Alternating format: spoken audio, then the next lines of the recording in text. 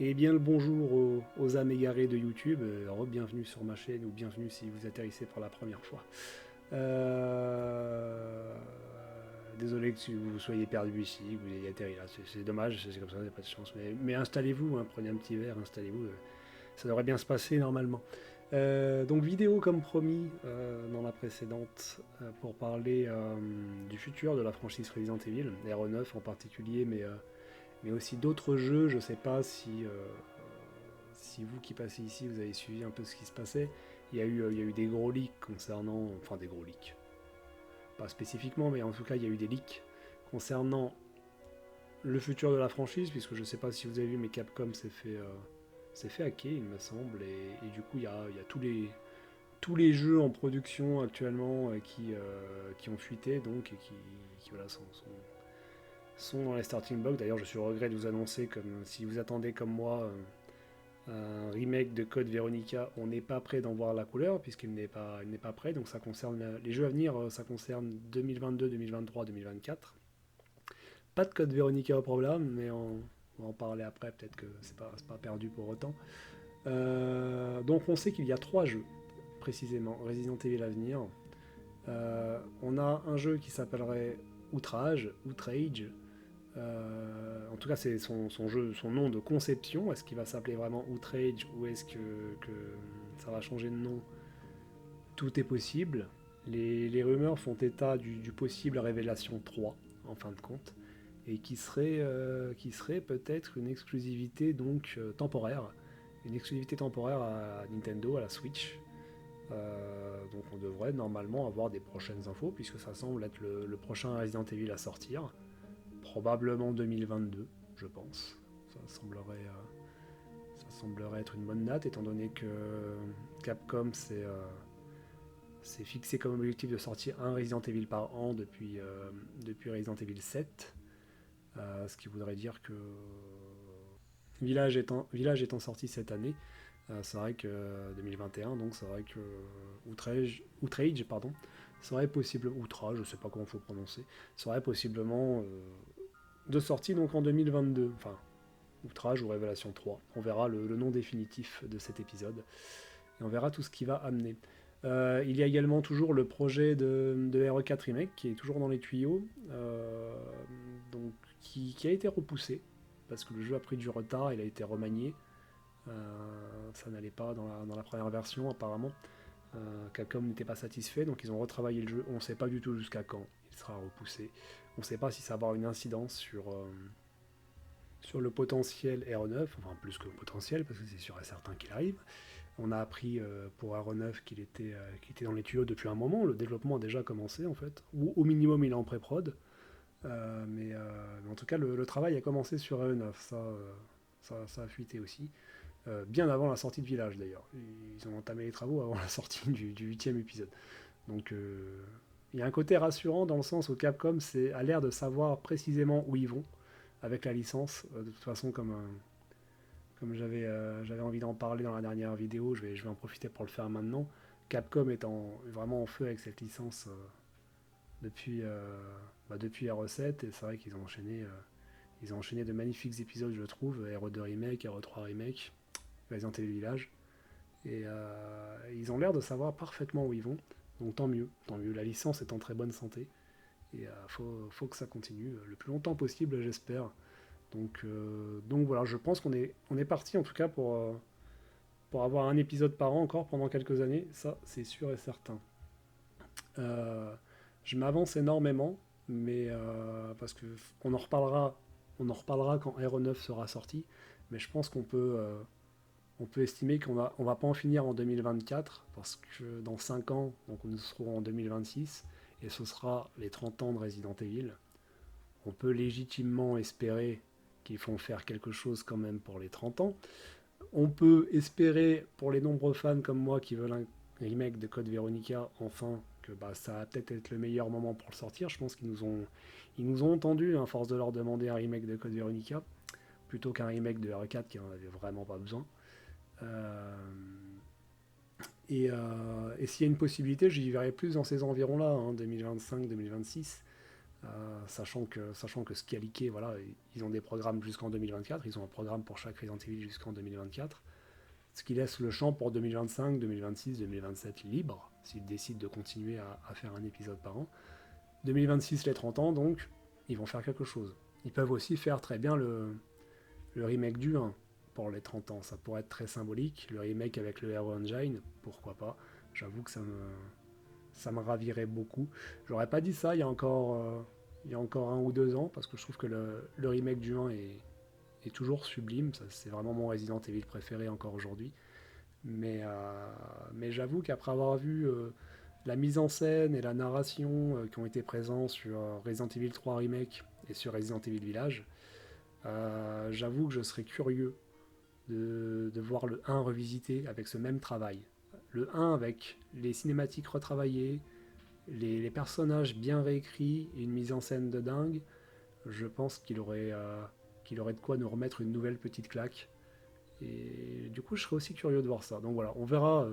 C'est très très lointain. On en reparlera peut-être plus après la sortie de ce RE9 qui va se faire désirer. Du coup, l'attente va être longue après cet excellent épisode qui était Village. On en reparlera beaucoup plus tard, dans quelques années. Mais il y a du potentiel pour d'autres jeux. Il ne faut pas perdre espoir pour les fans de Code Veronica. Même si faut pas miser toutes vos billes dessus pour pas être trop déçu après. Parce qu'on ne sait pas ce qu'ils vont faire. Ils peuvent tout faire comme ils peuvent rien faire. J'oublie pas aussi en potentiel jeu le possible teaser qui pourrait donner un jeu, c'est-à-dire à la fin de RE3 Remake, on a eu une scène post-crédit qui est très intrigante et très intéressante. J'espère qu'ils vont en faire quelque chose de cette scène post-crédit, parce qu'il y a une histoire à raconter, la suite des aventures de Jill à cette période. Pourquoi pas nous raconter enfin officiellement cette histoire de la chute d'Umbrella avec Jill et Chris, donc qui vont faire tomber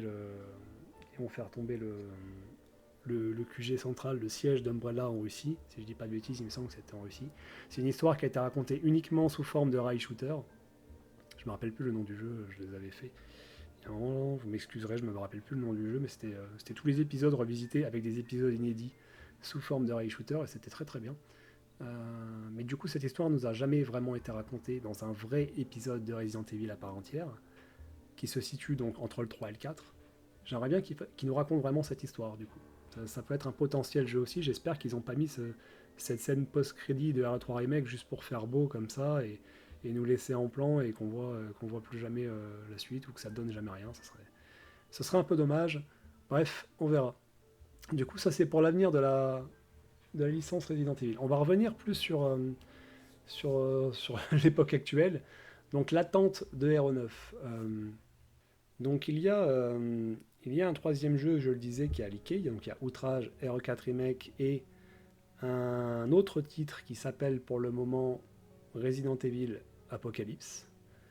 Et c'est très intriguant, ça pourrait être notre RE9, puisque on a vu un petit détail encore intéressant dans le jeu, la plaque d'immatriculation du véhicule qu'utilise Chris Redfield, et d'ailleurs le même véhicule qui apparaît à la fin de RE8 dans la scène post-crédit, qui a la même plaque du coup, où on voit très clairement marqué RE. Alors je l'avais Resident Evil, donc je l'avais repéré, ça, le RE sur la plaque d'immatriculation lors de mon premier gameplay, mais j'avais pas réussi à deviner si la suite voulait dire quelque chose ou pas. J'avais juste vu RE sur la plaque, je me suis dit bon, c'est un petit clin d'œil à Resident Evil, c'est normal. Mais impossible pour moi de dire comme ça si ça concernait un teasing quelconque, et apparemment il semblerait que si. Alors tout ça est à prendre avec des grosses pincettes, puisqu'encore une fois tout provient de leaks. Donc tout ce que je dis là, toutes les théories sur Outrage, RE4 Remake et RE9, j'aurais dû le préciser dès le début de la vidéo, mais c'est quand même à prendre avec des pincettes, il n'y a rien de confirmé, c'est du gros leak. Donc prudence, je m'excuse, j'aurais dû commencer par ça, prudence. Mais on va parler de ça, du coup, quand même, parce que c'est très intriguant. Et les infos se recoupent un petit peu. Donc il doit y avoir un peu de vrai là-dedans. Et donc, ce fameux Resident Evil 9 Apocalypse, on pourrait trouver des signes du coup sur cette plaque minéralogique, on peut arriver à deviner un 9. Et on peut surtout deviner l'apocalypse à la fin de la plaque. Donc pourquoi pas? Est-ce que ça va vraiment être le titre définitif? Est-ce que c'est juste le titre du projet? Ou est-ce qu'on est complètement à côté de la plaque? C'est le cas de le dire, j'ai envie de dire. Ah, c'était drôle un peu quand même, non? J'espère que vous rigolez un petit peu. Bref. Sinon, tant pis pour moi. Donc peut-être non, vraiment qu'on est peut-être à côté de la plaque et que du coup tout ça qui est lié au leak serait complètement caduque, mais je pense qu'il y a un petit peu de vrai dans tout ça quand même. Il y a quand même beaucoup de symboles avec la plaque et tout, il y a quand même des choses qui se recoupent. Donc il y a peut-être du vrai là-dedans, voilà, voilà. Donc c'est intriguant, on voit juste le chiffre 23, moi qui me fait tiquer. Est-ce qu'initialement Hero 9 était prévu pour 2023, ce qui fait un peu tôt quand même, hein. Ça aurait été juste 2 ans après Hero 8, mais si le développement avait déjà attaqué il y a un moment, en vrai, ça aurait pu être possible. Mais voilà, on n'est plus sûr de rien au niveau des dates, étant donné, comme je disais tout à l'heure, RE4 Remake euh, a pris du retard. Donc on ne sait plus trop dans quel ordre vont sortir les jeux, en fin de compte. Est-ce qu'on a Outrage qui sort en 2022, RE4 Remake en 2023 et RE9 en 2024? Ou alors qu'RE9 sort bien en 2023 et que ce sera le remake du 4 qui est reporté encore? C'est beaucoup trop tôt pour le dire, on ne sait pas, on n'a pas de piste. Je rappelle qu'on est sur des jeux qui n'ont officiellement pas été annoncés. Et RE4 Remake, on sait de source sûre qu'il est en préparation depuis longtemps. Ils l'ont attaqué juste après Resident Evil 3 Remake. Mais ils l'ont toujours pas officialisé, hein. Ils n'ont rien officialisé de ce que vous avez là, comme je disais, c'était des leaks. Donc voilà, on devra avoir les infos. J'espère prochainement, dans les mois à venir, en tout cas concernant au moins Outrage. On verra pour le remake du 4. Donc voilà pour les infos sur les choses, les épisodes à venir. Il y a encore de quoi occuper pendant un petit moment. Voilà, ils sont en forme et ils savent où ils vont, je pense. Voilà. On a encore un dernier petit leak dont j'ai envie d'un peu parler. Encore une fois, et celui-là c'est le plus gros de tous, c'est vraiment à prendre avec d'énormes pincettes, d'accord. Mais j'avais envie d'en parler parce que ça peut être intéressant comme supposition. Encore une fois, on en reparlera plus précisément après qu'on aura tombé RE9 dans quelques années. Mais il semblerait qu'RE9 soit le dernier épisode numéroté. Ou en tout cas le dernier avant un sacré moment. Ça ne signifie pas du tout la fin des Resident Evil.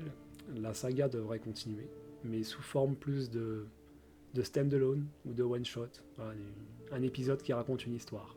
Mais plus de trilogie ou plus d'épisodes liés forcément dans des suites avec un fil rouge. Selon ces leaks, encore une fois, hein, je répète, hein, c'est vraiment, vraiment à prendre avec des pincettes. On est sûr de rien à 100% tant que ça n'a pas été officialisé. Il semblerait, que Hero 9 serait potentiellement le dernier épisode numéroté. Voilà. Donc, ça donnera ce que ça donnera, on verra. Je ne sais pas du tout ce qu'ils veulent en faire après ça.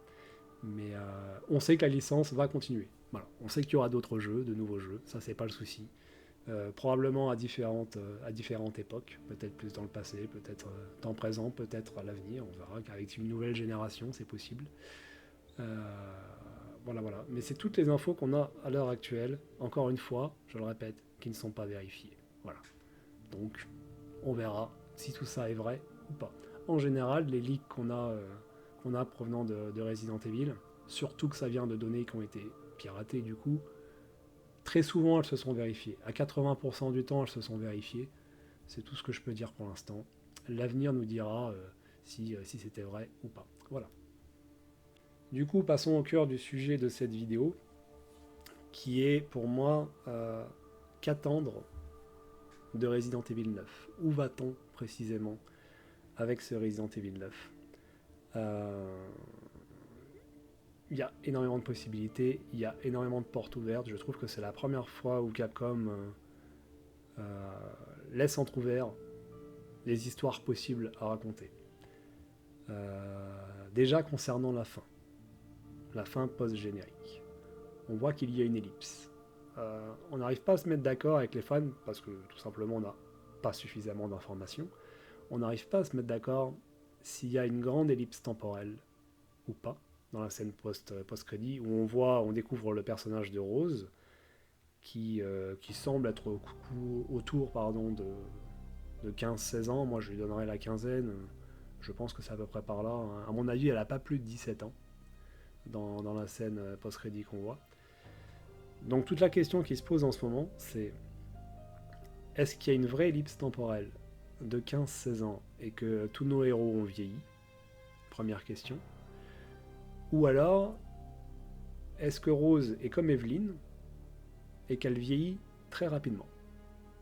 C'est une possibilité aussi. Ce qui ferait qu'il ne se serait passé que peut-être 1 ou 2 ans, peut-être 3 ans, s'il décide de faire une suite directe à Village, et que Rose aurait déjà sa taille presque adulte en fin de compte. Si elle est comme Evelyn, c'est fort probable que ce soit le cas. Mais on n'en est pas parfait. On sait que Rose est une version plus aboutie qu'Evelyn. Elle est un peu plus parfaite, entre guillemets, selon le point de vue de Miranda. Donc peut-être qu'elle a vraiment grandi normalement.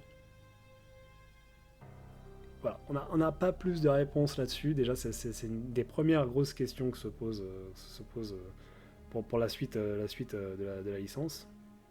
Est-ce qu'il va y avoir un bond dans le temps conséquent où on va retrouver nos héros habituels, ou pas d'ailleurs, mais tout le monde aura vieilli, j'entends les Chris, les Jill, les Leon, les Ada, Claire, pour ne citer que les 4 principaux, quoi, on va dire. 5 même, on peut dire Berry, on peut rajouter Rebecca. Voilà. Est-ce que tous ces héros de la première génération vont vieillir et on va incarner une nouvelle génération, pourquoi pas Rose ou d'autres personnages? J'ai envie de partir sur le principe pour l'instant qu'il y a une vraie ellipse temporelle de 15 ans réel. J'ai envie de partir là-dessus. Est-ce qu'on va vraiment faire ce saut temporel du coup? Ce serait couillu. J'y crois pas trop pour l'instant. Ils peuvent le faire, mais j'y crois pas trop parce qu'il y a d'autres intrigues qui sont laissées en suspens du coup si on fait ça. Je rappelle qu'il y a quand même la chose la plus importante pour moi à la fin de Resident Evil 8, qui est le BSA, qui semble être compromis, enfin qui est compromis, c'est-à-dire il est corrompu, il est probablement infiltré par au moins un membre des connexions, peut-être plus, mais au moins un membre, ou par quelqu'un d'autre, quelqu'un de néfaste, mais à mon avis, il y a un lien avec les connexions, parce qu'il va falloir finir, je pense, le mini-arc, enfin l'arc tout court, scénaristique, avec les connexions, et en même temps, régler le problème du BSA. Donc, si ça se passe vraiment 15 ans plus tard, ça voudrait dire que cette histoire ne nous serait pas racontée, parce que je pense que Chris va pas mettre 15 ans, Chris ou n'importe quel autre héros de Resident Evil va pas mettre 15 ans en temps réel pour régler ce problème-là. Ça va être traité rapidement. En plus, à la fin du 8, il dit clairement à son équipe de mettre cap sur le QG européen du BSA. Donc s'il y a ellipse temporelle, réelle ellipse temporelle, je pense plutôt que Resident Evil 9 sera une suite plus ou moins directe à Village. C'est une supposition de ma part. Si c'est ça, on va suivre vraiment un Hero 9 très très proche des événements de Resident Evil 8. Peut-être pour mettre fin aux connexions, peut-être pour régler le problème avec le BSA. C'est vraiment pas impossible. Et que du coup, la scène post-crédit de Resident Evil Village, avec Rose adolescente, ils garderont cette idée pour beaucoup plus tard. Pour un épisode beaucoup plus tard, avec pourquoi pas Chris en mentor, Chris en papy mentor, oncle Chris peut-être, en papy mentor qui guidera plus ou moins Rose qu'on incarnerait peut-être du coup. C'est une possibilité. C'est dans le cas où il y a une vraie ellipse temporelle. On verra ce que l'avenir décidera. Ce que Capcom a décidé, en tout cas, parce qu'ils l'ont déjà décidé, ça, puisque le jeu est en cours de conception. Donc eux, ils l'ont déjà décidé. Nous, pour l'instant, on n'a aucune piste si ça va être ça ou pas. Il y a aussi la possibilité, du coup, cas de figure numéro 2, où Rose grandit anormalement vite, comme Evelyn. Et du coup, que ça se passe peu de temps après Village, et que tous les événements laissés toutes les intrigues scénaristiques laissées en cours à la fin de Resident Evil Village, soient liées directement avec Rose. Avec Rose directement, peut-être qu'on jouerait du coup dans une suite plus ou moins directe. Je sais pas comment ils vont régler ça, ou est-ce qu'ils vont faire un jeu spécifiquement pour régler les problèmes au BSA et faire un autre jeu pour concentrer sur Rose.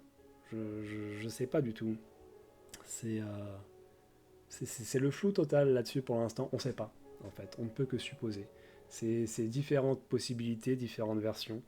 Et je pense qu'il va falloir attendre un petit moment pour savoir vraiment où on va. Mais en tout cas, c'est des possibilités tout ça.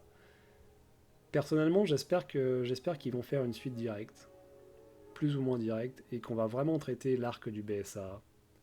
Il faut qu'il y ait Chris, parce que parce qu'il est lié au BSA, donc il faut qu'il y ait Chris. C'est extrêmement important, je trouve. Et c'est l'occasion en or de faire réapparaître des personnages extrêmement importants, membre fondateur du BSA, évidemment, Jill Valentine. C'est le moment ou jamais pour Capcom de ressortir ce personnage. Je sais que je vais encore faire un sermon avec Jill Valentine, mais c'est vraiment l'occasion en or, c'est vraiment le moment de le faire. Si vous faites une intrigue qui se passe au BSA, ça va peut-être pas prendre tout le jeu, hein, l'intrigue du BSA, avec le BSA corrompu qu'il faut remettre sur les rails. Ça va peut-être juste un petit arc scénaristique au sein du prochain épisode. Mais là, c'est l'occasion de revoir des têtes connues, des Berry, des Rebecca, même pourquoi pas Claire, pourquoi pas Lyon. Bon, je suis pas un grand fan du personnage, peut-être que j'en reparlerai un jour. J'aimerais bien faire un épisode sur Resident Evil 4 un jour. Je vais me faire taper sur les doigts par les fans hardcore. C'est pas le sujet de cette vidéo. Je ferai peut-être un autre épisode un jour là-dessus. Bref. Pour parler de R4, mais il en faut pour tous les goûts, voilà, pour tous les goûts et les couleurs, et pourquoi pas faire intervenir Lyon, du coup, qui viendrait prêter main forte aux membres du BSA. Ce sera l'occasion d'avoir beaucoup de figures importantes de Resident Evil, de faire plaisir à un maximum de fans, surtout que ça semble être la fin d'une trilogie, RE9. Apparemment, ils ont conçu cet arc pour être comme une trilogie, donc la trilogie Winters, probablement, je ne sais pas, on verra. Ce serait important pour conclure cette trilogie, et si les rumeurs sont vraies, la fin des épisodes numérotés, de rassembler toute l'équipe de héros qu'on aime, et de faire un beau final avec eux. Ça pourrait être très très cool. Est-ce que c'est ce que Capcom va faire? On n'en sait rien. Aujourd'hui, tout ce que je dis est en termes de supposition. On est tous en train de débattre et de réfléchir. C'est passionnant. Parce qu'on a très très hâte en fin de compte de voir la suite des événements, tout simplement. Moi, j'avais absolument aucune attente pour Resident Evil Village. Savoir que j'avais beaucoup aimé R7 malgré ses défauts. J'ai vraiment aimé ce jeu. Mais à la fin de R7, je ne savais pas où Capcom allait nous emmener. J'en avais vraiment aucune idée. Et du coup, j'avais aucune attente, mais absolument aucune pour Village. Et c'est ce qui fait que je pense que j'ai autant aimé le jeu, que j'ai pris une petite claque, parce que quand t'attends rien et que tu te retrouves face à un bon jeu, du coup tu peux être que séduit, quoi. Et là c'est l'inverse, avec la qualité de Village et toutes les intrigues scénaristiques complètement ouvertes qu'ils ont laissées, les questions sans réponse et compagnie, on a tous une très grosse attente pour le prochain épisode. Et là Capcom, j'espère qu'ils savent bien où ils vont, parce qu'il va y avoir une attente de fou, hein. C'est le prochain épisode, va y avoir, je pense, des pots cassés si ça marche pas, hein. Soit on va adorer, soit on va tomber de haut. J'en ai peur. J'espère vraiment qu'ils savent ce qu'ils font. On verra. Mais là, j'ai des très grosses attentes pour le 9. Du coup, ils ont mis la barre très haut. Va falloir qu'ils maintiennent le cap. Je pense qu'il n'y a pas trop de quoi s'inquiéter vu la qualité des Resident Evil ces dernières années, encore une fois. Mais voilà, là, on veut tous revoir nos personnages fétiches, quoi. On va pas se mentir. Ça fait 2 jeux. Heureusement qu'il y a Chris un petit peu pour apporter un lien avec les héros de la première génération. Heureusement qu'il y a au moins lui pour nous rappeler en terre inconnue. Mais ça manque, hein. 2 jeux sans héros importants, 2 jeux majeurs sans héros importants, ça manque quand même. Donc j'espère qu'on pourra incarner ou au moins voir d'autres héros. Il faut Chris, parce qu'il faut que Chris soit là pour résoudre ce conflit au BSA, mais il faut faire intervenir d'autres héros connus. C'est une certitude, et priorité à Jill Valentine, bien évidemment. Il est grand temps de faire quelque chose, Capcom, avec ce personnage. Et du coup, pour en revenir à Rose, donc du coup, on sait pas. Est-ce qu'elle aura un rôle dans cet épisode? Mettons que si elle a grandi rapidement, elle pourrait être au centre de cette intrigue. On pourrait peut-être même la jouer, ça pourrait être la protagoniste, c'est une possibilité. Si elle grandit normalement, comme je disais tout à l'heure, peut-être que Capcom gardera cette intrigue pour beaucoup plus tard. Et qui nous feront un épisode plus tard avec Rose, et puis pourquoi pas un peu on va dire, sous l'aile protectrice de Chris, qui sera vieux maintenant, donc ce sera plus le vieux mentor qui garde un œil de loin sur elle, mais ça pourrait être un jeu sympa. Je sais pas s'ils sont en train de préparer le terrain pour plus tard, pour faire un jeu avec Rose et Chris, un Chris vieillissant, faire un petit peu une petite version Last of Us, mais version Capcom, vous savez, je vois le truc un peu venir personnellement, moi. S'ils décident de faire la vraie ellipse temporelle, je verrais bien Rose en protagoniste et Papy Chris, Oncle Chris, probablement, comme elle l'appellera, je sais pas, on verra. Mais il y aura un peu de ça, je pense. Voir une relation un peu, j'imagine, conflictuelle avec Chris, parce qu'elle a l'air d'avoir du caractère, la petite. Je l'aime déjà beaucoup, Rose. Elle n'est pas apparue beaucoup, mais je l'aime bien. Je pense que ça va être un personnage très intéressant, avec du caractère, qui va probablement osciller un peu entre le bien et le mal avec ses pouvoirs. Ça va probablement être un personnage comme ça. Donc je pense qu'elle peut être intéressante. Et ouais, j'ai l'impression que Capcom va se diriger là-dessus, si vraiment ils font une ellipse temporelle. On verra. Tout est possible, encore une fois. Il y a tellement de possibilités ces prochaines années que c'est voilà. J'ai vu quelqu'un qui a soulevé une autre hypothèse qui m'inquiète énormément par contre. Comme on voit à la fin de Resident Evil 8 Village, on voit très bien que c'est marqué ici s'achève l'histoire du père, ici prend fin l'histoire du père. Donc moi je trouvais logique que ce soit l'histoire de la fille qui soit ensuite racontée. Quelqu'un a soulevé un point intéressant, mais qui me fait très peur.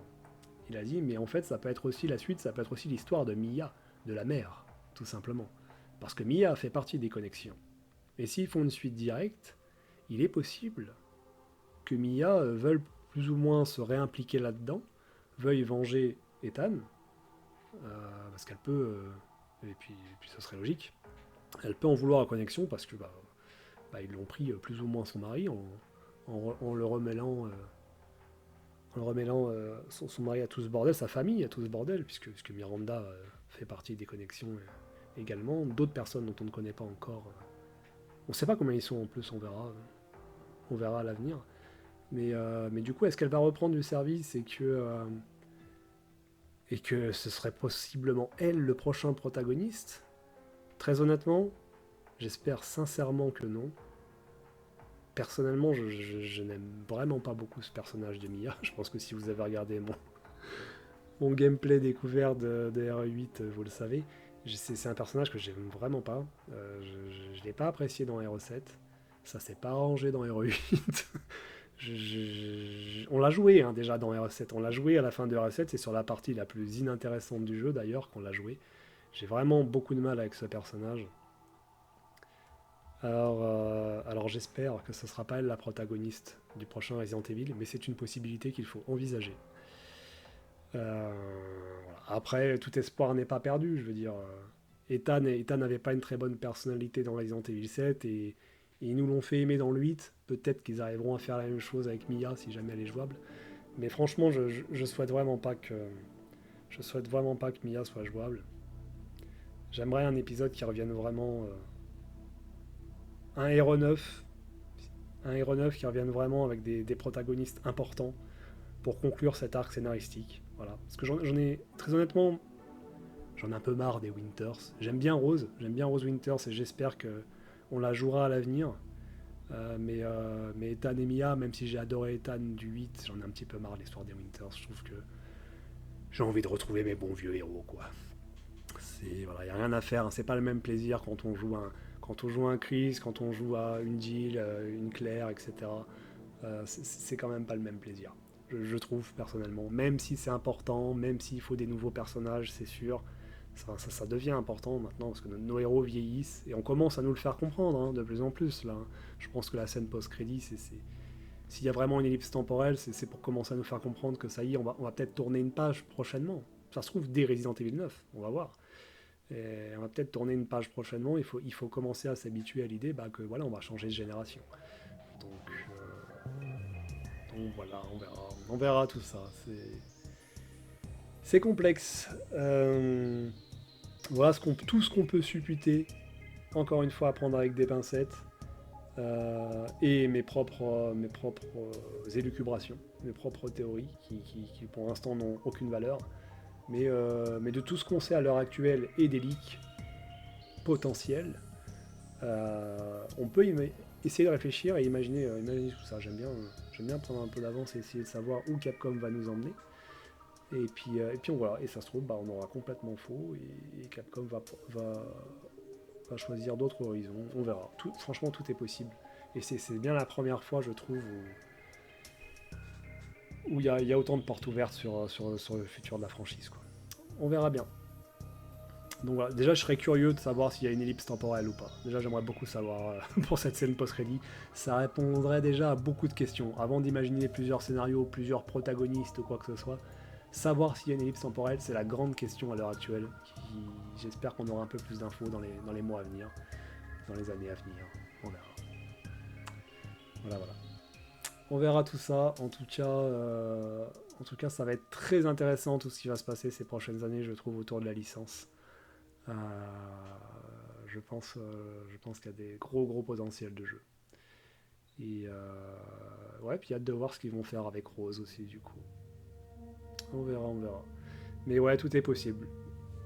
Il est possible aussi qu'il y ait deux timelines différentes qui se dessinent à terme. Je m'avance encore énormément, mais et moi je suis toujours dans l'après parce que cette scène post-crédit me titille quand même. Je me dis si c'est vraiment passé 15 ans, ça m'étonnerait que Capcom laisse la période fin de RE8 à la scène post-crédit, c'est-à-dire où Rose aurait 15 ans, vide.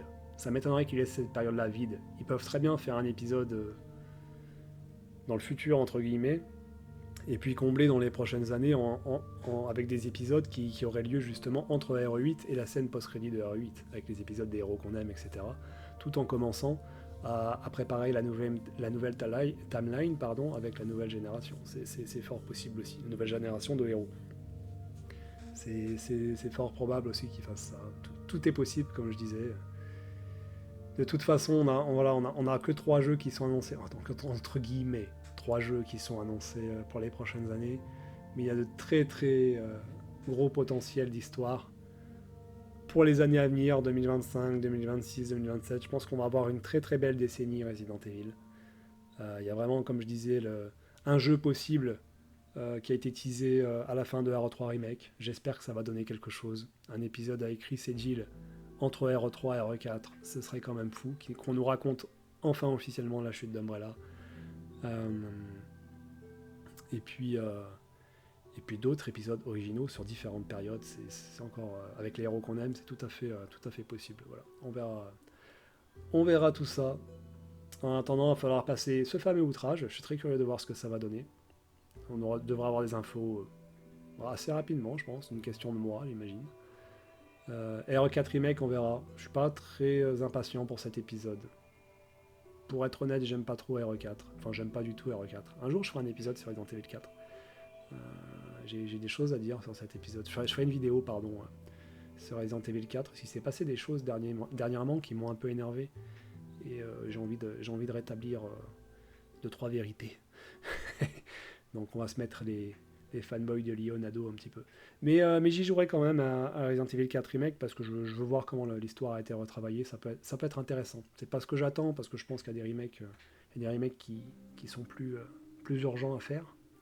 Code Veronica pour commencer. Voilà. J'attends Code Veronica. J'espère qu'un jour il sera annoncé. J'espère. J'y crois de moins en moins, mais comme je disais, il y a beaucoup de créneaux dans les années à venir, même si c'est très lointain pour l'instant. C'est très lointain. Ce ne sera pas avant 2025 minimum. Mais il faut y croire. Ouais, sait-on jamais. La lumière divine va peut-être les toucher et ils vont peut-être se dire mais tiens, Code Veronica, c'est un super épisode, on pourra peut-être faire un remake. On verra. Bref, voilà. Ouais, je parlerai peut-être de RE4 un jour. On verra. Je vais préparer ça correctement et je le ferai dans quelques temps. Quand ce sera l'heure de RE4 Remake, ce sera parfait pour en parler, je pense. On va rétablir quelques vérités. Voilà, écoutez, c'est tout ce qu'on a pour information pour l'instant. Et puis Et puis bah, je vous dis à très bientôt pour peut-être de nouvelles vidéos sur Resident Evil. Peut-être que je filmerai d'autres jeux Resident Evil. Euh, on verra, on verra. Je vais faire d'autres jeux. J'ai d'autres projets pour la chaîne qui arriveront au compte-gouttes parce que voilà, c'est comme ça. Et, euh, et voilà, je vais arrêter de tourner en rond. Je crois que j'ai fait le tour de mon sujet. Merci aux personnes qui ont jeté un petit coup d'œil à cette vidéo. Et puis, bah, vivement la suite. Parce que Village, c'était trop bien. Voilà. À bientôt!